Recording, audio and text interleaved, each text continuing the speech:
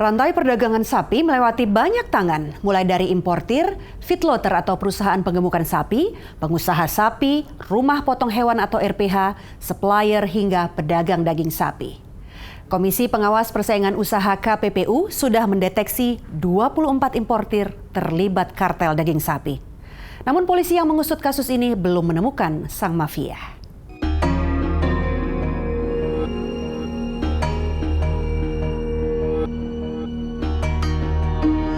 Hingga pekan ini, harga daging sapi di pasar Jakarta berkisar Rp110.000 hingga Rp115.000 per kilogram.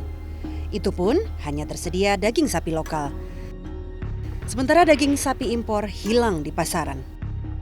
Harga daging sapi yang tinggi membuat omset pedagang turun. Ini kayaknya sih dari importer juga ya, karena importer selama ini kan kerannya ditutup. Nggak ada impor dari luar negeri. Ya begitu kemarin dibuka lagi kan puluhan ribu tuh ekor keluar. Kita lihat ya sapi sih banyak ya. Ada penimbun-penimbun itu yang itu ya. Ya kita harus proses dengan pemerintah ya. Kita mengharapkan harga stabil kayak semula ada gitu. Jadi konsumen mungkin sekarang konsumen jauh menurunnya. Masuknya daging lokal ke pasar ibu kota disambut baik oleh konsumen. Maklum saja, daging sapi lokal susah masuk pasar karena diproteksi para pedagang yang biasa menjual daging sapi impor. Oh jauh enakan sapi lokal. Kalau dibikin itu ya gurih, enak dagingnya.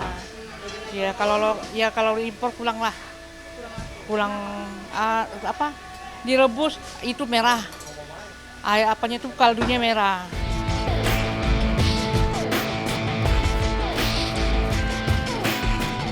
Kebutuhan daging sapi setiap tahun naik seiring dengan lonjakan konsumsi daging sapi untuk rumah tangga dan industri.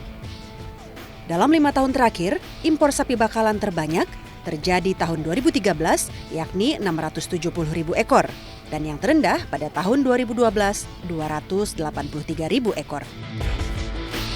Tahun 2015, total sapi bakalan yang diimpor hingga semester ketiga sebanyak 400.000 ekor. Masing-masing 100.000 ekor di kuartal pertama, 250.000 ekor kuartal kedua, dan 50.000 ekor kuartal ketiga. Kuota impor sapi di kuartal ketiga yang turun diduga menjadi pemicu ketidakpuasan importir dan pelaku lain dalam mata rantai bisnis daging sapi. Asal muasal terjadinya ini karena ada isu pengurangan impor. Tapi ini juga tidak bisa, ini harus dibuktikan juga ya analisa ini. Tapi pressure itu sangat kuat karena beberapa media di luar yang kami tahu memang juga cukup kaget ya, cukup mengecam dengan adanya pengurangan. Yang paling penting bagi kami begini, proses yang kita lalui dari importir ya, dari feedlotter dari importir ke RPH, dari RPH ke pasar. Ini juga membutuhkan proses yang cukup panjang. Kami harus akui bahwa ada jaring rantai yang juga kita tidak ketahui gitu. Ikatan Pedagang Pasar Indonesia yakin kelangkaan daging sapi dimainkan pihak tertentu. Kesimpulan awal kami mengatakan ya, bahwa ada pihak yang sengaja menciptakan kondisi ini. Sehingga publik tahu, oh ternyata persoalannya yang sekarang ini yang jadi tersangkanya feedlotter ya. Jadi publik tahu bahwa ternyata feedlotter bukan tersangkanya. Kalau asumsi itu benar. Tapi kalau asumsi yang berbeda bahwa memang dari karena importir tadi karena Australia tidak geram dengan kita mengurangi impor ya.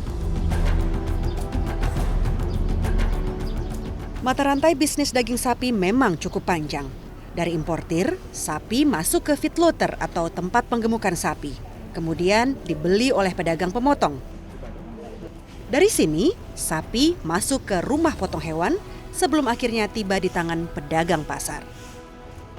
Rumah potong hewan atau RPH milik pemerintah PD Dharma Jaya di Cakung, Jakarta Timur kini kembali beroperasi setelah libur saat ribut-ribut daging sapi beberapa waktu lalu.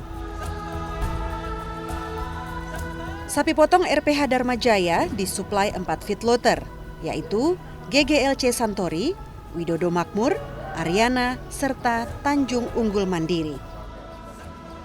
Nah, feedlotter yang keempat yaitu PT Tanjung Unggul Mandiri merupakan salah satu dari 2 feedlotter atau tempat penggemukan sapi yang digerebek Bareskrim Polri 12 Agustus lalu karena diduga menimbun sapi bakalan. Kalau feedlotter atau penggemukan sapi impor itu memang dia hanya mengimpor sapi dan menggemukkan sapi. Kemudian nanti baru dibeli oleh pedagang pemotong.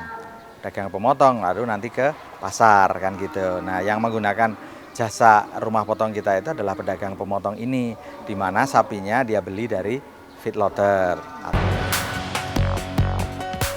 Rumah potong legenda di Jatimulya, Bekasi, Jawa Barat juga sudah beroperasi. Namun, sapi yang dipotong hanya sekitar 15-20 ekor per hari. Jumlah ini jauh berkurang dibanding sebelum heboh kelangkaan daging sapi yang bisa mencapai 40 ekor per hari. Tanggapan saya memang saya menduga memang ada feedlot yang nakal. Kenapa kita harus harganya masih tinggi gitu? Jadi nggak seimbang lagi dengan pasar yang saat sekarang ada. Harusnya mungkin kan harus udah waktunya siap panen, ya harus dipanen, didistribusikan ke pedagang sehingga nggak mengalami sebuah kelangkaan daging di pasar. PT Halal Thoyiban Food, perusahaan yang bergerak di bidang pemotongan dan supplier daging sapi, bahkan sempat tidak mendapat pasokan sapi dari perusahaan importir sapi. Perusahaan yang berdiri tahun 2008 ini biasa mendapat suplai sapi Australia dari perusahaan importir PT Rumpinari Agroindustri. Pasokan PT Halal Thoyiban ke supermarket mencapai 1 ton daging sapi setiap hari. Saat itu mereka masih punya, tapi karena kedepannya mereka tidak akan punya lagi, jadi mereka batasi gitu. Saat mereka mungkin punya izin kuotanya cuma sedikit, ya kami yang mendapat imbasnya. Komisi Pengawasan Persaingan Usaha KPPU mencium aksi kartel dalam bisnis daging sapi di tanah air. KPPU melihat pola yang sama terjadi tiap tahun.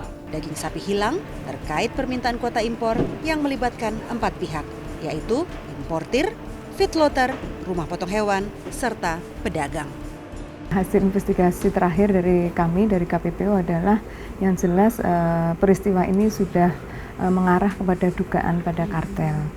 Nah, sebentar lagi dan kemarin hari Selasa kita sudah putuskan di rapat komisi bahwa hasil investigasi kami memenuhi 2 alat bukti yang cukup sehingga harus masuk dalam proses persidangan.